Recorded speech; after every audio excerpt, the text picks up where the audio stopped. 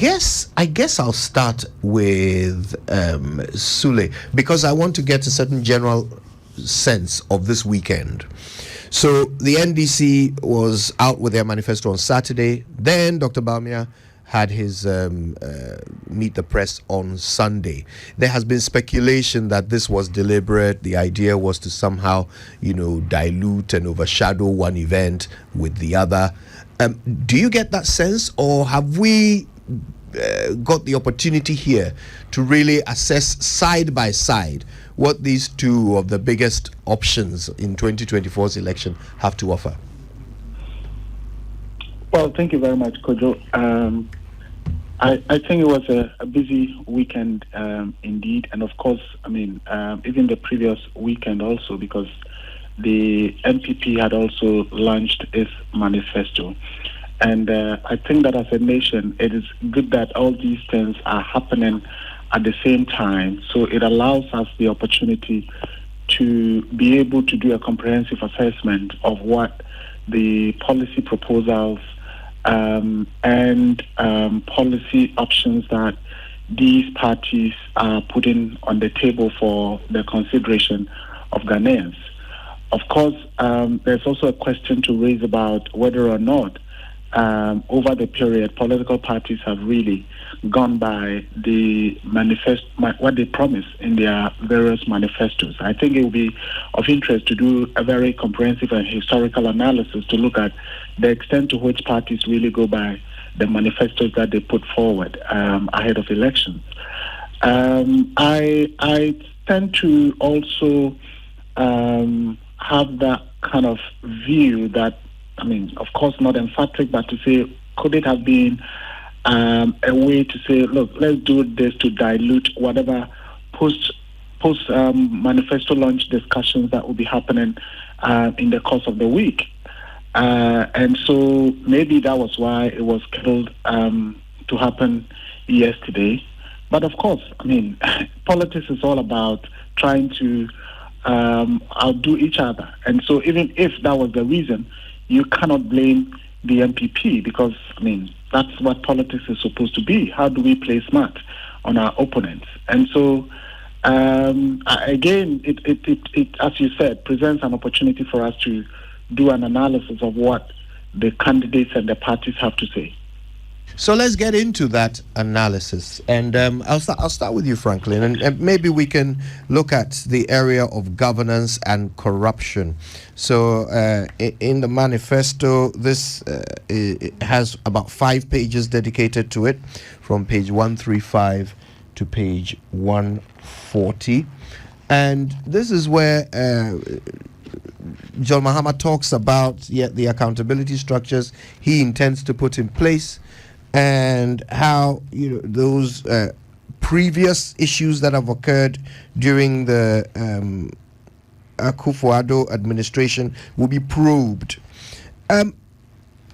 Because of your role in civil society, that there have been several, shall we call them, surveys of what the people want to see from the next government in the area of governance and corruption. Does this manifesto address those issues? Well, good morning to your good self and your colleagues and Sule. Can you hear me, by the way? Yes, we can hear you. Right. So, thanks for having me. Look, I think we reached that stage where we ask ourselves questions. And let's say the more we are developing, the more corruption becomes, or the maladministration becomes quite the norm, right? We've instituted so many laws against graft, what I call grant theft. Unfortunately, we are seeing a rise in the processes that lead to these things. The procurement issues are legendary. I think I must have mentioned to you not long ago that we assessed over 1,000 procurement contracts, and almost 90% of them were just failing the procurement test. So it is important. Any politician who wants to have a good and STEM approach to dealing with corruption or maladministration is a useful thing, right? We do not quibble with that. I think the challenge really has been the fact that the opportunities for corruption or waste are actually in the policies and the programs and projects that are supervised or started by these politicians. If you realize, Leonardo, who was supposed to be the doyen of the corruption, unfortunately failed because we started with an elephant-sized government. And the moment you do that, already there's enough trouble trying to appoint so many people to work with you. And if you increase that number, you're actually increasing access to opportunities for, waste and graft. Now, if you look at the Office of Government Machinery, which is essentially where we think corruption and fighting waste should start from, almost all the opportunities for waste are there. Look at that ministry that was created, the Ministry of Social Development Initiative. That was the place that harbored all these millions of dollars to do one district, one village, one dam, this pest, all those things. The dams were built, 10,000 dams that should cost 10,000 were built to the domain of almost 250,000. All these things happen. In any case, you see, the point I'm trying to drive at is that it is important to say you want to take back, way back, or collect, recoup. But you have learned carefully that the recruiting process is not easy. But you spend your time, because these persons you are going after have now deeper pockets and can fight you through the court. What are we doing with the OSP in some of those cases? They'll fight you through the court, they'll change the narrative, make you look stupid, and they'll wear you down. So by the time you are dealing with these issues, you're already out of far. So it's important to say, Operation Call, whatever it is. Maybe we should appoint a commissioner to do that. That's fine.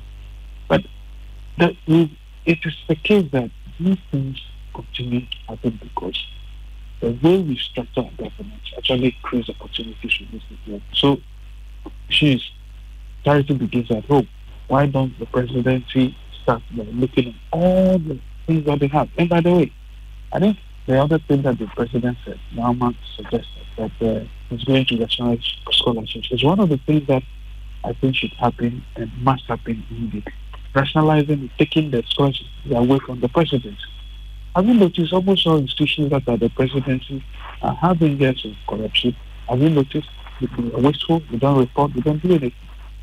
They just proud people there, do all sort of things. So, for me, anybody who is promising a new system of which will definitely have that type of, should I call it, support. But yes, we recover all the leaks that we learn that it's not that easy. I must give credit to John Doe. I recall that during his presidency, people who just expressed interest of having $1 million were yanked off. Then he actually investigated some of this. So on a good governance question, we still have significant deficit for the region. It's really, really, really important. And I think that of all the projects that done in the possible NDC comeback want to undertake, we need to look out for the opportunities for waste and graft. If you're able to clear that, then we have a rich future having some sort of good governance indicated towards it. Otherwise, we'll keep on talking about corruption till God knows when. All right, Sammy, let me get a bit specific with you and see if we can perhaps expand on some of the points that have been made. I'm very interested in what it says about asset declaration. You intend to review and enforce the asset declaration regime in Chapter 24 of the Constitution and the Public Office Holders Act, so to promote transparency and check corruption. What are the exact reviews that you think this law needs? How different should our asset declaration regime be? Well, I think that the problem with the current assets declaration regime is well known. The lack of transparency in the whole process is a major reason why that system is not working effectively. And so we are promising to review the law on asset declaration so that it is transparent for the public to see what is contained in the declarations of public officials enjoying to declare their assets. We don't think that it should be confidential. It should only be something that the Auditor General is privy to. But we think that it should be transparent and open for anyone who wants to know what is contained in the declaration of assets of any public officer to be able to do so. But you see, on the issue of good governance and the need for us to combat corruption, Sammy, do you mind terribly? Hello, Sammy. So sorry to cut in. Sammy, so sorry to cut in, but if you don't mind terribly, if we could settle on the issue of the asset declaration, then we go general into governance. You've said that you think it should be more transparent. There have been some calls, for example, for every government official to publish their assets, to have their assets published in the national dailies and on websites so that we can all make reference to them. Would the NDC back such an amendment to the law? Exactly. That's exactly what we are promising. And that is exactly what we will do when given the opportunity. Right.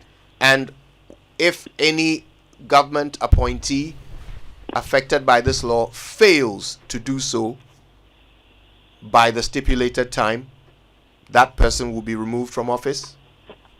So the problems are twofold. Transparency and, or if I can put it this way, the lack of transparency and the lack of enforcement, okay, of the non-compliance with the law.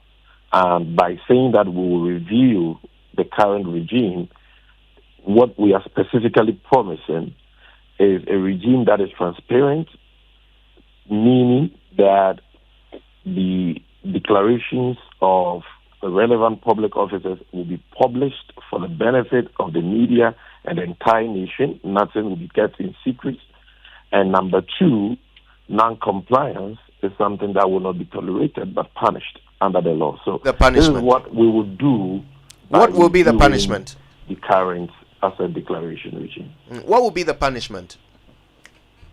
No, but you see, it's about reviewing the law. So when it gets to that stage, all stakeholders will be consulted. Parliament will do its part in passing that law. The principle that we will be pushing is to ensure that there is transparency, ensure that the new law is enforced, and that those who don't comply are dealt with. And what the president can and will do under the next NDC government is to ensure that any public officer who doesn't comply loses his or her position.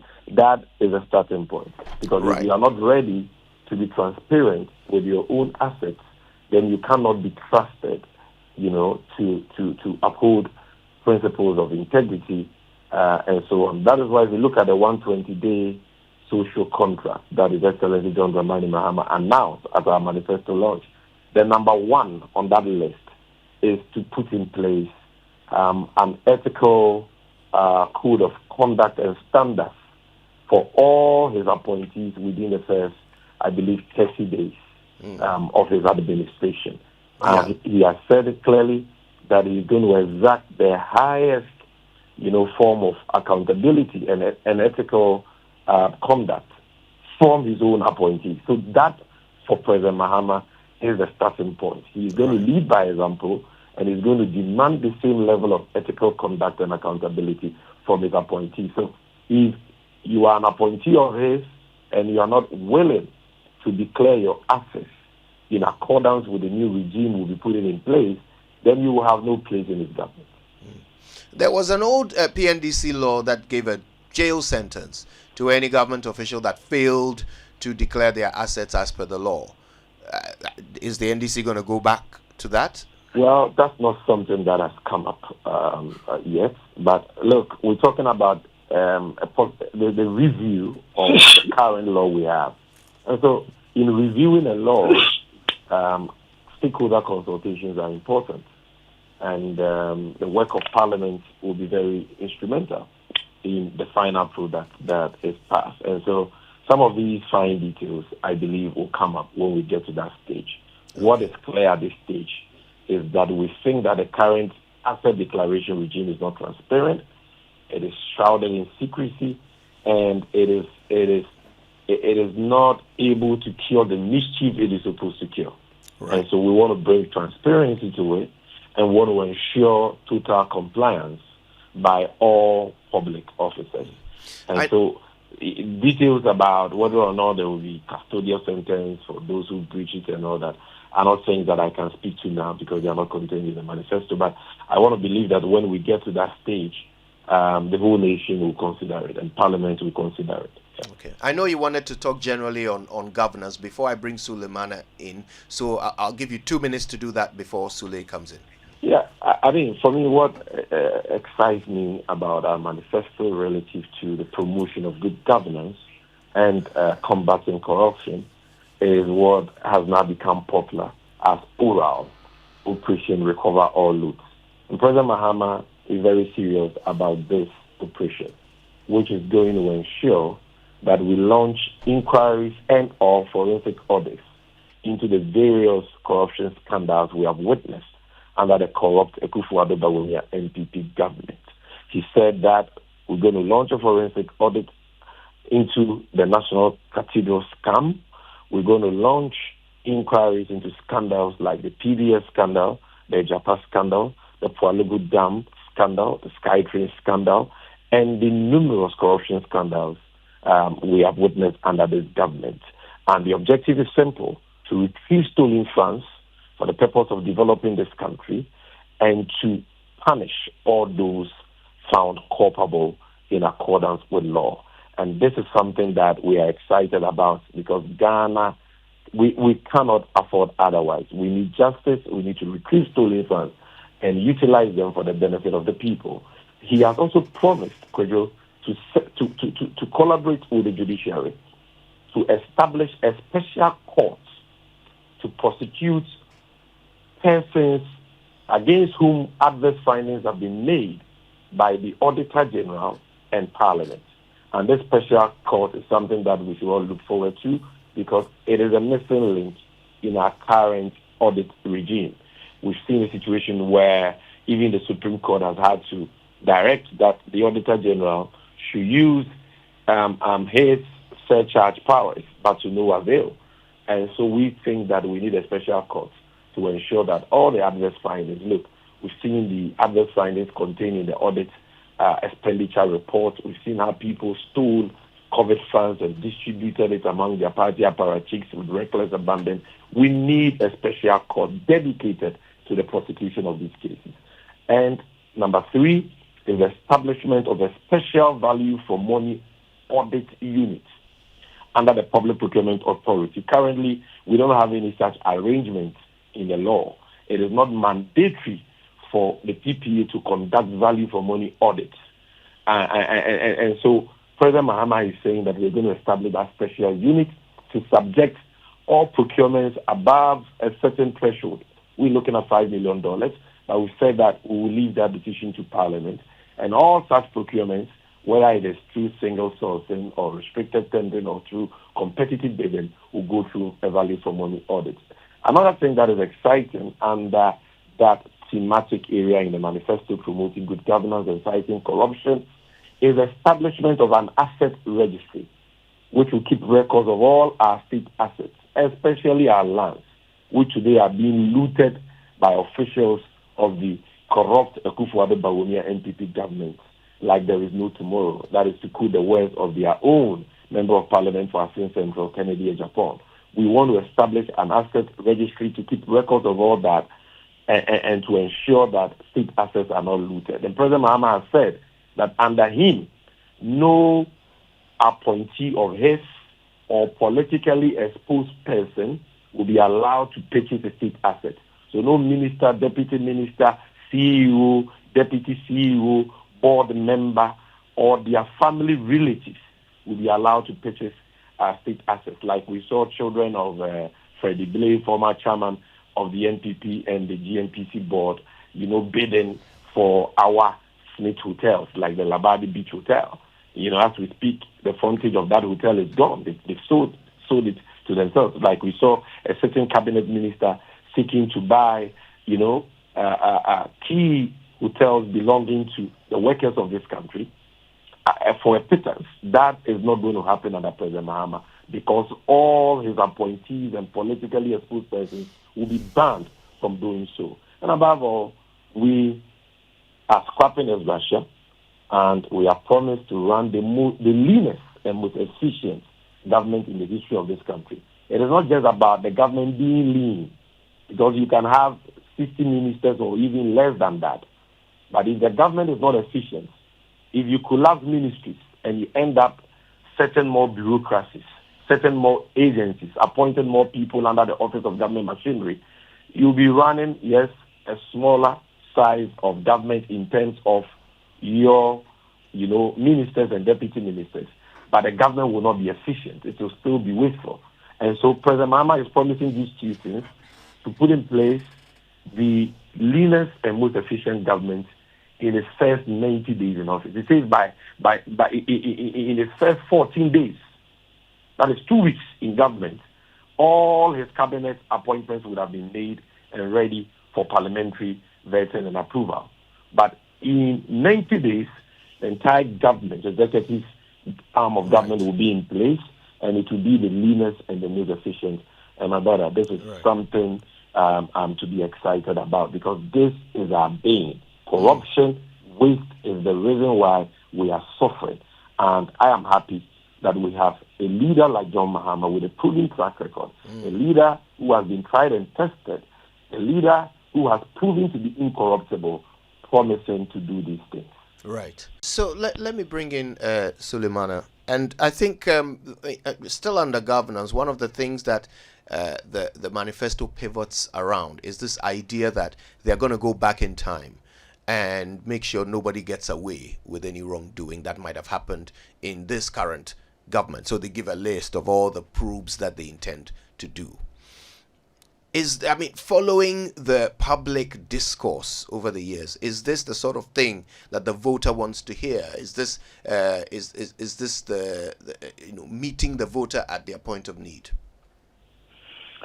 Well, Kojo, I would say absolutely. I think that we are all witnesses to the many scandals and the acts of corruption that have happened under this regime. And I should say that, yes, to be honest with you, we've seen an escalation of what I would say happens under almost every government in terms of corruption, abuse of state resources, looting of state assets, and so on. And so certainly, I think that Ghanaians will be very happy about a commitment or a promise that these are matters that will be investigated by a new government. And I think that is going to be one of the challenges that, let's say, the Baumia campaign is going to have, because a lot has happened under this current regime, and certainly to deal with the issue of impunity and be able to hold people accountable, people will be looking forward to that possibility of those who have, committed wrongs being held accountable.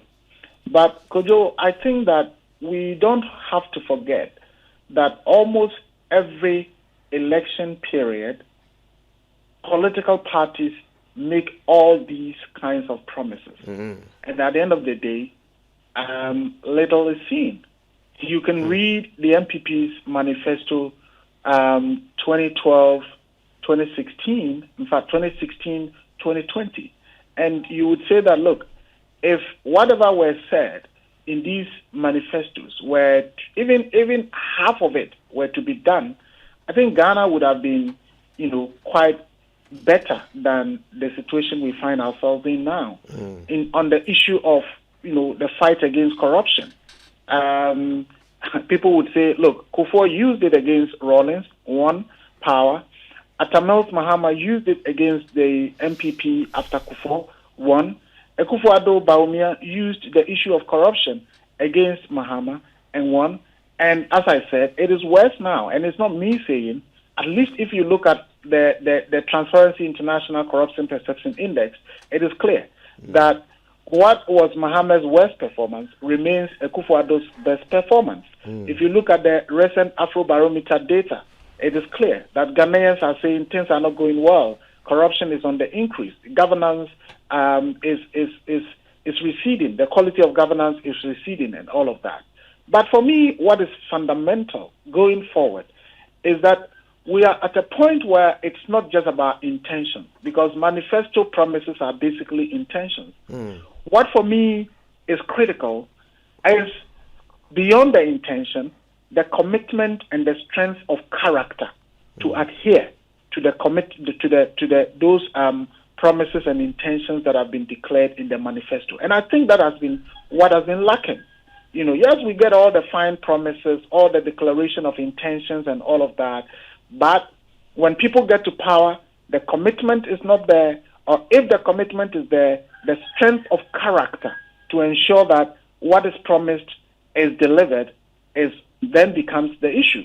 John Mahama I hear my brother before. Sammy talk about asset declaration and the opacity and all the challenges with it.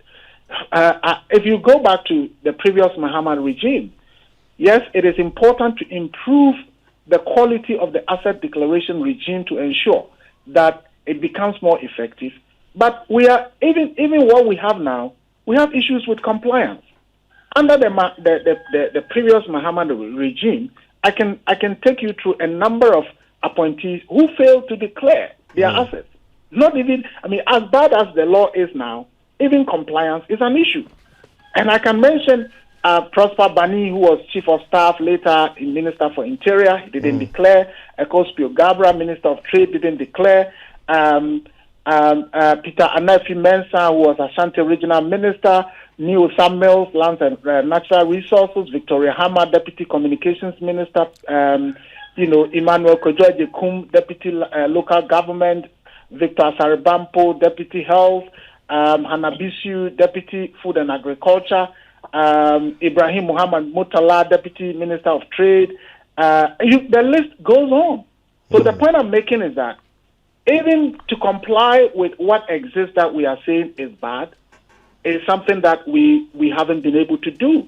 But of course, we are looking at possibly a new regime, new people, Mahama who may have learned his lessons and may do things differently. And I think it is important for us to look at what has happened in the past if we are projecting what we want to do in the future.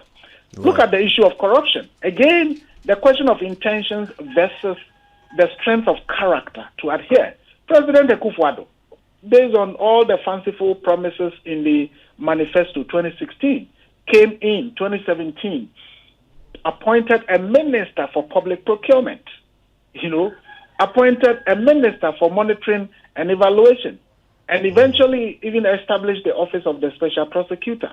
But it is under this same government that we are witnessing the worst forms of corruption, at least in the Fourth Republic. And so what I want to say is, yes, it's good. The manifestos have great highlights, great ideas, and all of that. But that's different from implementation as far as the records have shown over the last 30 years. And if we have anything to be concerned about, it should be about how do we ensure that all the things that we are saying in our manifestos are things that we are honestly and truly committed to pursuing.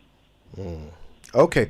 Let's see if we can spend a bit of time on the economy. Franklin, the manifesto of the NDC prescribes some solutions to what has been a really crippled economy here in Ghana for the past few years. From a policy analysis perspective, does the NDC's prescription cure the ailment? Well, first of all, I'm not too sure. I'm not too sure I saw that, and the reason I'm saying this is simple. There are some baby steps to intervene in the economy, reduce all this private sector, elite sector. They are all useful, but you see, the NDC that the manifesto suggests that when they come into power, assuming they come into power, sorry, or if they come into power, the first, I think 120 days or something, they'll do two fundamental things. Look at the issues around fiscal responsibility, or things around fiscal responsibility, and then organize what I call maybe safety number two. So these things are very useful because you see, at the end of the day, you may have all kinds of ideas as to how to get the economy out of its doldrums, but significantly, you need to listen to other people as well. And I think the last time the NDC did that, the safety consensus, somehow fed into the homegrown plan. So by the time the IMF program has come up, they already had something going, So it was. I think for me that's where most likely the interventions are likely to be seen. But as we speak right now, most of the interventions are standalone. Well, they may boost some sort of growth, but they seem to be standalone, and we need to do some permutation to see that things will change. But of course, there's an intention to sort of indigenize the economy.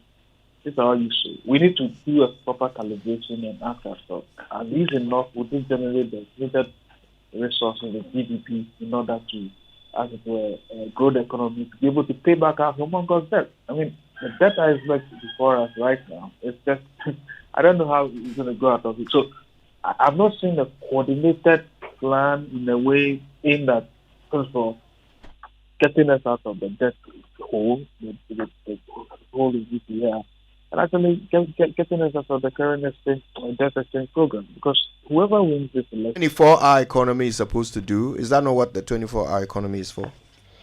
Well, it's a brilliant question. The 24-hour economy, as I said right now, I'm beginning to understand the whole concept. You see, the challenge I had initially was that it's an aspirational policy. It's difficult to precise it. Right now, what we need to understand, having explained to us that it's a 133 type of arrangement, is what value addition to the economy. You see, it's not just giving people employment, as in just people occupying spaces, but exactly how that will add to the productivity of the country. If it is just the issue of employment, which of course is a significant point to make, I think I would rather we look at how exactly that will add to the GDP of the country. And I think we need some estimation, we need some numbers, because without that, it's really difficult to understand how it gives some addition to the economy. It's a very important question. I think we need to answer. And I say this because I share this anecdote every time that it was a statement the famous economists went to China in the 70s and saw Chinese people, workers building a road, constructing a road, actually using shovels to dig pits. And they asked them, why don't you use tractors? They said, oh, well, the supervisor said, we want to create more employment, and so that's why we're using shovels. Then he retorted, why don't you give them spoons instead? When you give spoons, a lot more people will be employed and you grow the economy. So that's the way I understand this whole conversation about full employment and its impact on the GDP. And so the 24-hour thing is a brilliant idea, it's a good idea, but I think we need to understand how that is going to add to the economy. And essentially, what would also cause the economy for it to undertake? Because you want to put road, because it's improve security, you want to employ more people. It's a whole lot of work that ought to be done. And last time we assessed the NDC manifesto in terms of cost, I think 2016 manifesto, we found out that for them to have attained 75% of the promises, they would have needed $25 billion. We are still doing that permutation. When we get there, we'll let you know. So these are very, should I say, introductory remarks concerning the economy. Well, introductory. I don't know how much time we have on this one, but Sammy, the 24-hour economy is the big one, is the big shall we call it flagship policy of your 2024 election bid. And I've heard more than one person say they now understand what you mean by it, having seen the manifesto. But one of the criticisms that has always stood against it is that this 24-hour economy, it seems more like an outcome of solving our major problems than a policy to solve. What's the difference? I mean, if you solve electricity issues, if you reduce the imports, if you substitute the imports, if you strengthen the cedi, if you reduce inflation, people will then realize that they can make more money by running, the shifts at their businesses. So there will be a 24-hour economy. Rather than if the president signs a document, people will then start operating 24/7. I don't know if I've explained the criticism. Yes, I've heard that criticism, but those who make that criticism are terribly wrong. The 24-hour economy policy is a means to an end. It is not an end in itself. It is not a policy outcome. It is a policy for certain specific outcomes. But before I go there, let me just say this on the issue of governance, because I'm very passionate about that. All the concerns that my senior brothers, Suleimana and Franklin, raised are legitimate. I just want to assure them that President Mahama is coming to the presidency this time around with the benefit of hindsight and experience. No person in the history of our country has had this kind of privilege, this kind of, advantage that President Mahama is coming to the presidency with. And so this time around, he's not just promising to fight corruption as a cliche. He has given specific timelines. He says within 120 days, I'm launching inquiries into specific scandals, and he has listed the scandals for you. And that is under the Operation Recover All Loot initiative. And he's listed that. So it will be very easy for civil society and the media to hold his feet to the fire of accountability, check in to ensure that he implements that. And I say to you that President Mahama can be taken as his word because he has done it before. He prosecuted his own for acts of corruption. He retrieved funds that were not paid properly for the state. In the Jida matter, for example, you can ask Manasseh. He retrieved 50 million cedis for this nation, and he prosecuted his own appointees, his own friends, who he served with in Parliament. He prosecuted them. In the Smarties bus branding matter, he retrieved 3.6 million Ghana cedis, which was paid to the beneficiary company. So he has that track record that we can look at and say we can trust him. Now, back to your question on 24-hour economy. You see, the 24-hour economy strategy or policy, I repeat, is a means to an end. You don't sit down as a government to say that, let me solve the energy and power issues. Let me solve the economic challenges that we have. Let me solve all the challenges we have, and then businesses automatically will pay 24/7. Now, if that were the case, the United Kingdom will not have London will not have a 24-hour economy strategy and 24-hour economy mayor. Sydney will not develop a 24-hour economy strategy. No. The 24-hour economy strategy is a means of addressing those problems. So let me come to specifics. You talk about moving the nation to a value addition economy, which will, first of all, deal with import substitution, reduce our imports by increasing production for domestic consumption to cut imports, and also for exports. Now, how do you ensure that? You can only achieve that when you are producing to meet domestic consumption capacity. So the problem is not just about wanting to achieve value addition, but how do you increase production? You increase production by ensuring productivity. And a way of ensuring productivity to boost production is by ensuring that 24/7 you are working. The 8 our traditional work shift or work system is too limited. So President Mahama is saying that, for example, we are going to do or implement what he terms agriculture for economic transformation agenda, ATA. And under this, we're going to be having farmer service centers in all districts to modernize agriculture, to boost food production, for domestic consumption, for import substitution, and for exports. And we are going to link this to our agro-industrial zones in all regions to ensure that the tomato we produce, the fruits we produce, the cashew we produce, the cocoa we produce, are processed for local consumption and also for exports. But President Mahama is saying that we are not going to allow these businesses who will set up in our agro-industrial enclaves to operate 8 hours when we want them to produce more for domestic consumption to reduce imports and even for exports, taking advantage of ACTA and other trade, arrangements that we are party to. So all the factories in our agro-industrial enclaves will be running 24/7.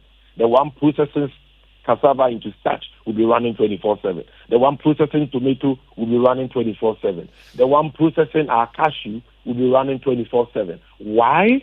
Because the government will be supporting these businesses with a spending power to boost demand for their produce, number one.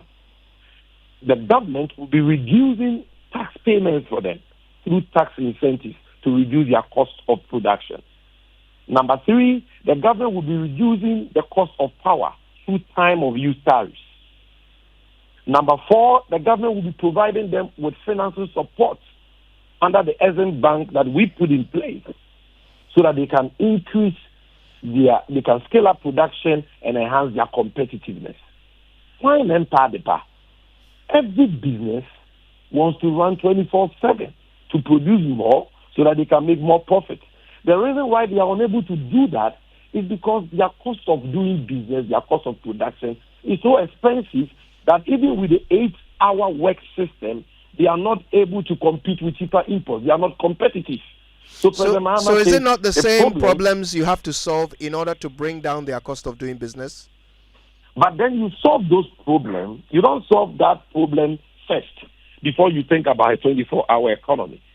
So they go together. They are not mutually exclusive. So all these incentives aimed at supporting businesses to scale up production at a competitive price must be linked to a 24-hour economy. So that as you do these things for them, you encourage them to operate 24/7 to produce more. Once they produce more, we will see the necessary economic expansion. We will see the necessary GDP expansion.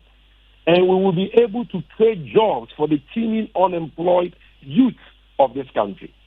So it is not,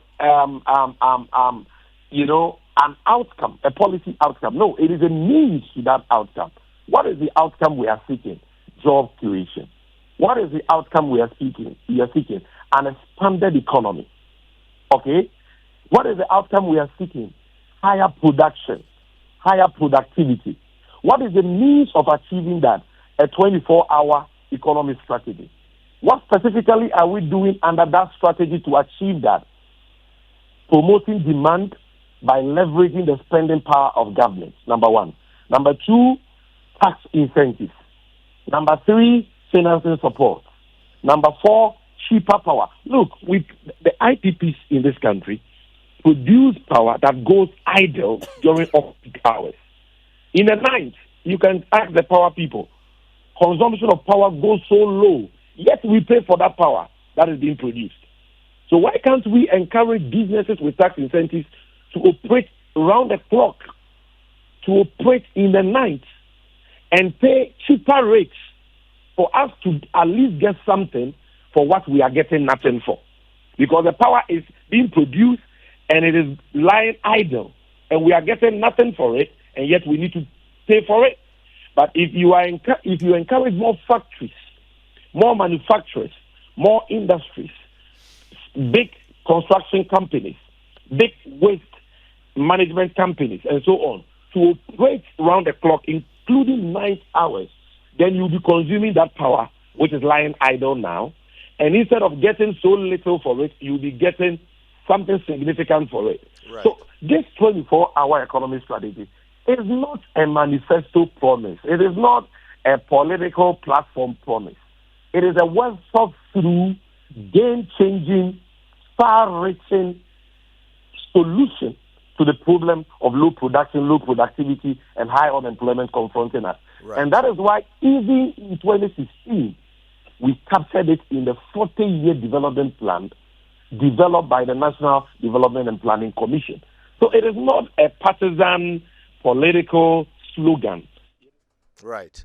Sammy, I've got to say, this has to be just the beginning of our conversation. Thank you, though, for that clarification of the 24-hour economy. And thank you to Franklin Kujo and Suleiman Abrima for your contributions. We've got to do more. There's so much in this document, and we hopefully will be coming back together to talk more about it. We appreciate your time.